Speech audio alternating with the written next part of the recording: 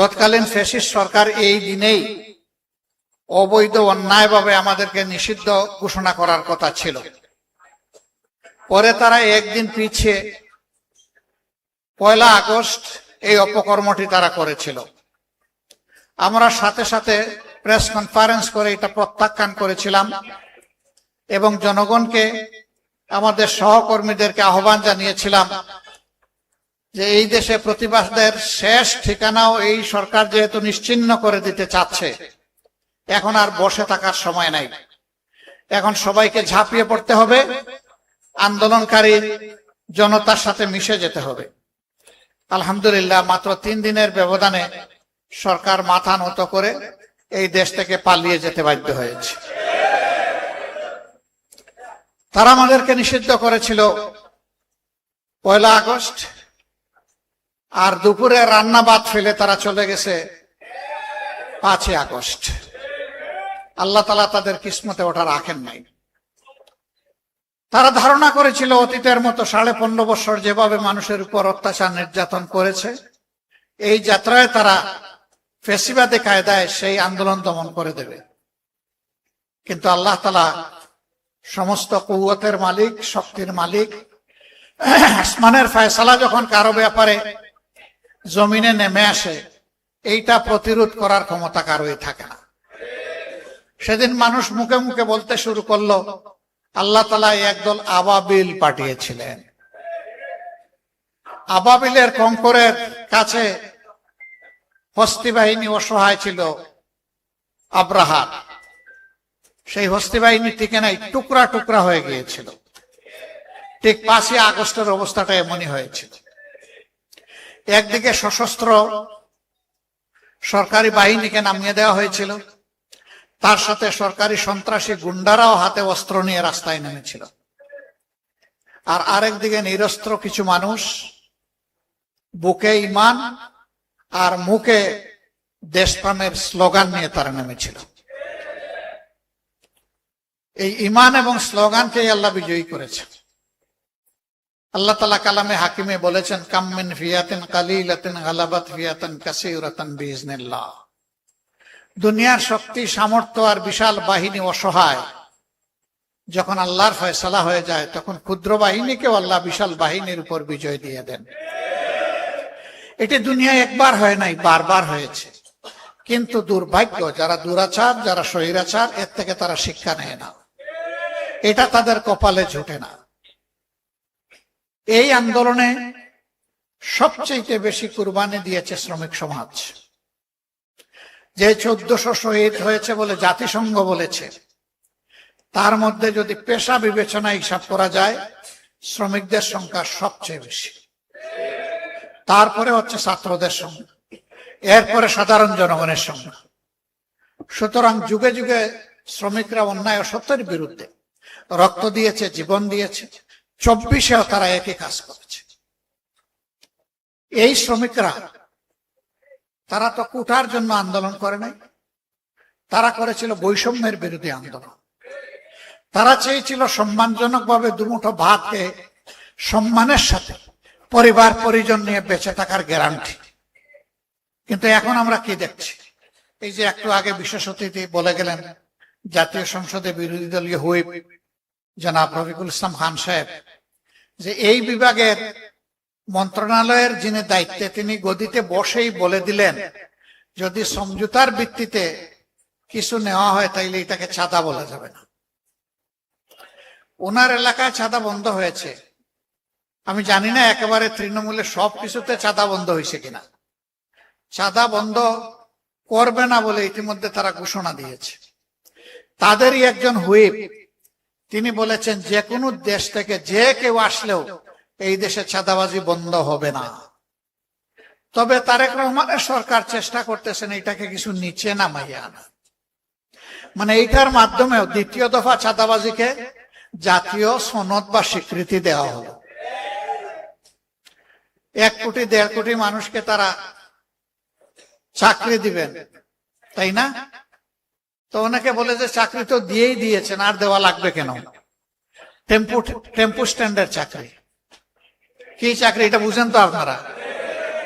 চাকরি তো হয়ে গেছে। এই চাকরি তো আমাদের জনগণ চায় না, এই চাকরিকে এই দেশের জনগণ ঘৃণা করে। গতকালকে এই ধরনের একটি সমাবেশ ছিল শহীদ এবং আহত জুলাই যোদ্ধাদের নিয়ে। আমি সেখানে বলেছিলাম মাথা থেকে পায়ের পাতা পর্যন্ত ঘুণ পুকে ধরেছে এবং সরিষার মধ্যে ভূত আছে, অতএব ভূত তাড়াতে পারবে না এই সরকার। ধন্যবাদ জানাই তাদের দলীয় একজন সিনিয়র নেতা কালকে বলেছেন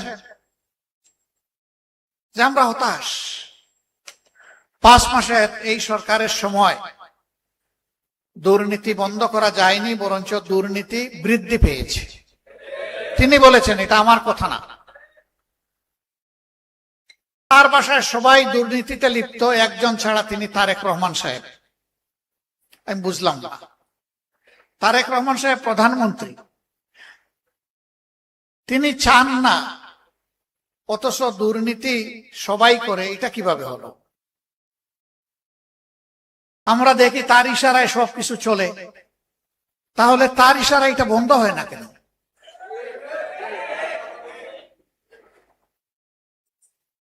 আল্লাহ ভালো জানেন মাথা থেকে পায়ের পাতা পর্যন্ত একই, সবকিছু একই কিনা আল্লাহ ভালো জানেন। আমরা দেখতে পাচ্ছি একই। ব্যর্থতার দায় যখন স্বীকার করলেন, তখন কি এই সরকারের আর ক্ষমতায় থাকার কোন নৈতিকতা থাকে? নৈতিক দিক থেকে সরকার তার অধিকার হারিয়েছে দেশকে পরিচালনা করে। তিনি তো প্রেসের সামনে খোলামেলা বলেছেন, তো এটা তো গোপন কোনো কথা না, এটি হচ্ছে এই সরকারের আমলের বাস্তব চিত্র। ফেডারেশনের 12 দফা দাবি আমি দেখলাম এক এক করে, এবং এইখানে তার কিছু ফেস্টুনও টানানো আছে। এই দাবিগুলা করতে হবে কেন? এটাই তো হওয়া উচিত সমাজে। করতে হচ্ছে এই কারণে যে সমাজে ন্যায্য অধিকারটা প্রতিষ্ঠিত হয়তো নাই, বরঞ্চ অধিকার নিয়ে কাড়াকাড়ি হচ্ছে। চাঁদাবাজদের হাতে যেখানে সেখানে পরিবহন শ্রমিকরা তারা নাজেহাল হচ্ছেন। চাঁদা দিতে অস্বীকার করলেই তাদের উপর বিপদ নেমে আসছে, তাদেরকে মারধর করা হচ্ছে, আহত করা হচ্ছে, গাড়ি ভেঙে দেওয়া হচ্ছে। কারা করছে? সরকারি দলের লোকেরা করছে, এটা পরিষ্কার। আমরা আপনাদের দাবির সাথে সম্পূর্ণ একমত, এবং আমরা পরিষ্কারভাবে বলতে চাই, এই বাংলাদেশ থেকে ইনশাআল্লাহ ভূত তাড়ানো হবে। রক্ত তো সবাই মিলেই দিয়েছি। আমরা জুলাই এই অর্জনকে নিজেদের দলীয় অর্জন হিসাবে কখনো দাবি করি না এবং করব না। এই অর্জন 18 কোটি মানুষের অর্জন।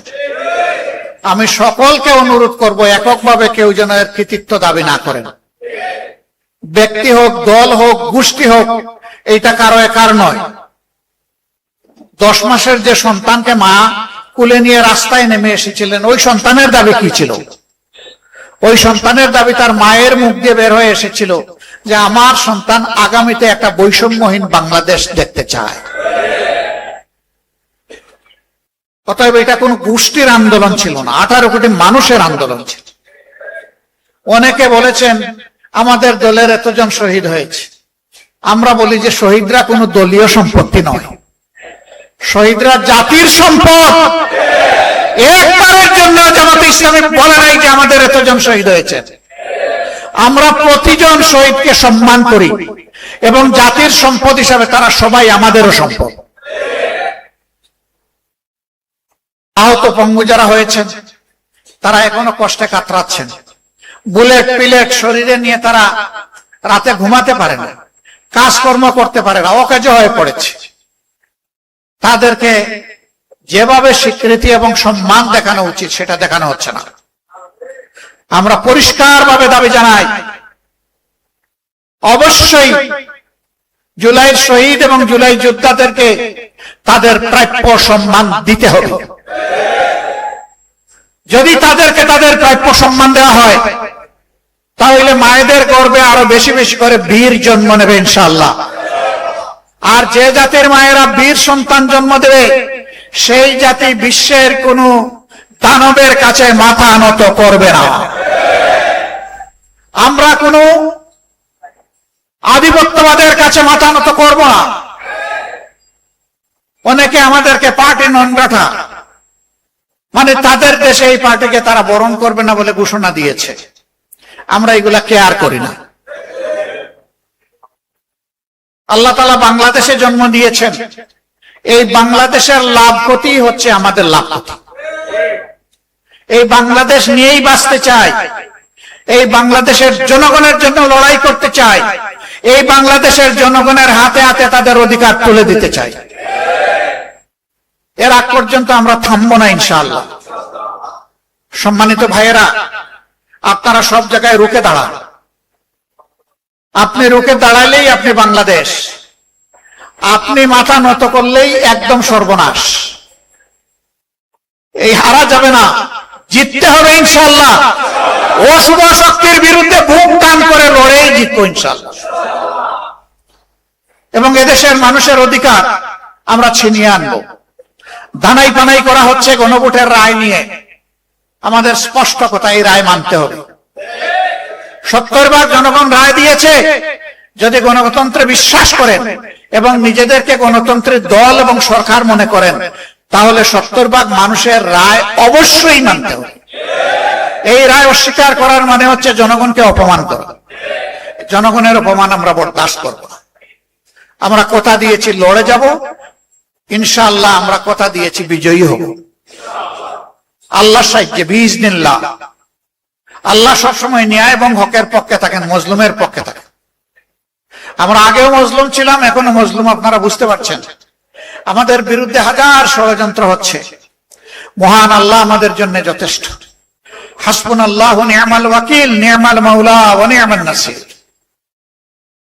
আমরা আল্লাহর পর চূড়ান্ত ভরসা রাখি, আল্লাহর সাহায্য চাই এবং আল্লাহর জন্য মরতেও চাই, জীবন দিতে চাই। আল্লাহর হুকুমে এই মানবতার জন্য আমরা জীবন দিতে চাই। এই জীবন দেওয়াকে গৌরবের মনে করব যদি মানুষের অধিকারের জন্য লড়াই করে আল্লাহ তাআলা আমাদেরকে কবুল করে। সম্মানিত ভাইয়েরা, আপনারা আজকে চলে যাবেন, কিন্তু একটা শপথ নিয়ে যান যে জীবনে নিজে কোনো অন্যায় করবেন না আর কোনো অন্যায়কে প্রশ্রয় দেবেন না।